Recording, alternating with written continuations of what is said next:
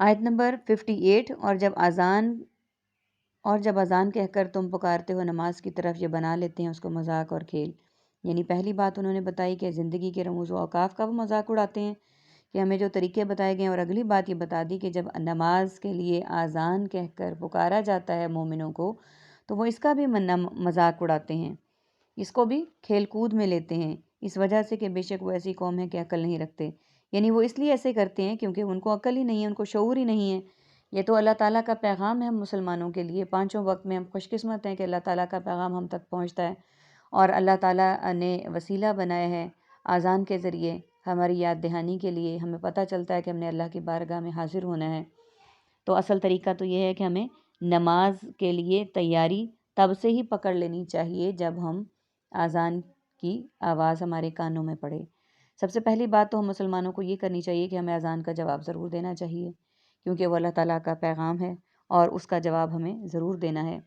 اذان کا جواب یہ بھی آپ کو بتاتی چلوں، امید ہے آپ سب کو پتہ ہوگا، لیکن پھر بھی میں مناسب سمجھتی ہوں کہ ایک دفعہ بتا دوں۔ پوری نماز کے اذان کے الفاظ کو دہرانا، اس کا مطلب یہ ہے کہ اللہ ہم تیری پکار پہ لبیک کہتے ہیں، ہم حاضر ہیں اور ہم انشاءاللہ ضرور حاضر ہوں گے تیری بارگاہ میں۔ اور اس سے اگلی بات یہ ہے کہ جب اذان ہو رہی ہو تو ہم خاموش ہو جائیں اور اپنے ہر کام کو پس پشت ڈال دیں اور اس کا جواب دیں۔ اس کا بہت زیادہ اجر بتایا گیا ہے۔ اور اس کے ساتھ ہی جو حی علی الصلاۃ اور حی علی الفلاح ہے، ان مقامات پہ ہمیں انہی کلمات کو دہرانا نہیں ہے، بلکہ ہم نے یہاں پہ لا حول ولا قوت الا باللہ، یعنی نہیں ہے قوت ہمارے پاس مگر اللہ کے سوا۔ یعنی ہمیں اللہ تعالیٰ کی توفیق مانگنی ہے، اللہ تعالیٰ سے قوت مانگنی ہے اللہ کی بارگاہ میں حاضر ہونے کی، کہ ہم حاضر ہو سکیں گے اس کی طرف، اس کی پکار پر۔ اور یہی طریقہ ہے سب سے بہتر اور سب سے مناسب اور سب سے اچھا، کہ ہم اسی کی بارگاہ میں حاضر ہوں اور اسی کی پکار پہ لبیک کہیں۔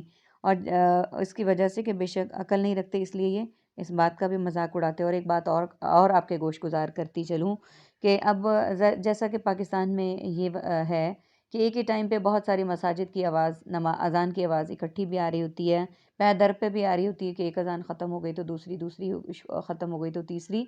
تو اس میں بہتر طریقہ یہ ہے کہ مرد حضرات تو اس اذان کا جواب دیں جس مسجد میں وہ نماز پڑھنے جاتے ہیں، اور ہم عورتوں کو یہ کرنا چاہیے کہ جس اذان کا بالکل کلیئر آواز ہمارے تک آ رہی ہے، یا جس کو ہم سب سے پہلے جو ہمارے کانوں میں اذان کی آواز پڑی ہے، ہم اس کا جواب دیں۔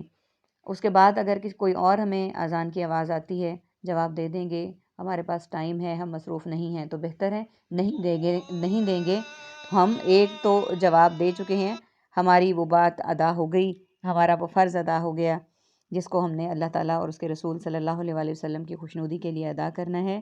اگلی آیت دیکھیے، کہہ دیں اہل کتاب، نہیں تم عیب نکالتے ہم سے مگر اس وجہ سے کہ ہم ایمان لائے اللہ پر، کہ اہل کتاب ہم پر، مسلمانوں پر عیب نکالتے، ان کی خامیاں نکالتے۔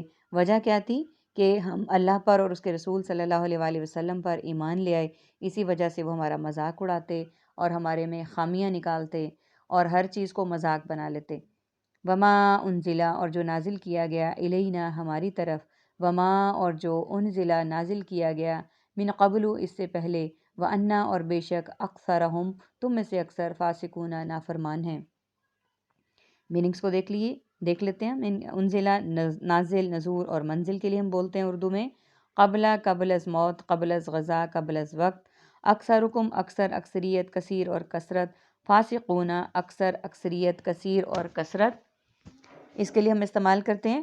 یعنی اب یہاں پہ اس بات کی تصدیق کی گئی ہے آیت نمبر 59 میں، اللہ تعالیٰ نے اس بات کی تصدیق، اللہ تعالیٰ کے اس کلام میں بتا دیا گیا کہ جو مسلمانوں کا مذاق اڑاتے ہیں، وہ مذاق اس چیز کا اڑاتے ہیں کہ جو ہم پر نازل کیا گیا، یعنی مراد قرآن پاک ہے، اور جو نازل کیا گیا اس سے پہلے، یعنی ہم مسلمان بینگ اے مسلم ہر چیز پر ایمان لاتے ہیں جو ہم پر نازل کیا گیا، اس پر بھی، اور جو ہم سے پہلے نازل کیا گیا یعنی تورات اور زبور اور انجیل، ہم اس پر بھی ایمان لاتے ہیں۔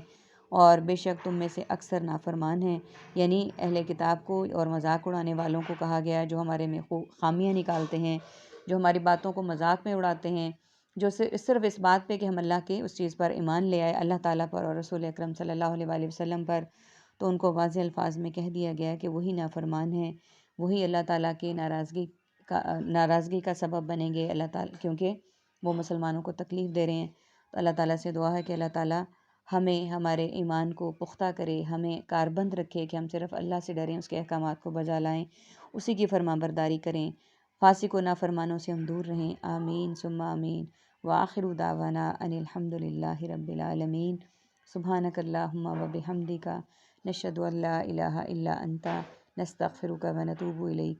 السلام علیکم ورحمۃ اللہ وبرکاتہ۔